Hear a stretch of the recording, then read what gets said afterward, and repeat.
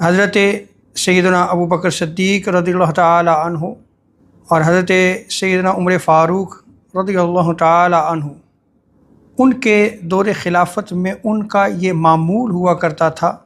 کہ وہ جہاں پہ بھی حضرت عباس بن عبد المطلب رضی اللہ تعالی عنہ، حضور سید عالم علیہ السلام کے چچا جان،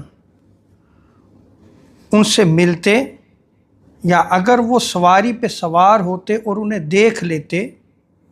تو حضرت عباس رضی اللہ تعالی عنہ کی تعظیم کی خاطر حضرت سیدنا صدیق اکبر اور حضرت سیدنا عمر فاروق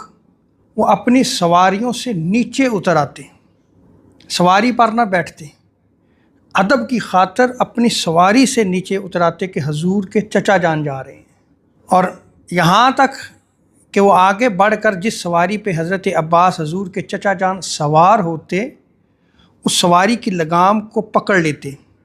اور حضرت عباس رضی اللہ تعالی عنہ کے ساتھ چلتے رہتے، یہاں تک کہ انہیں ان کے گھر چھوڑ کے آتے یا پھر جہاں انہوں نے بیٹھنا تھا یا نشستگاہ ہوتی وہاں تک چھوڑ کے آتے۔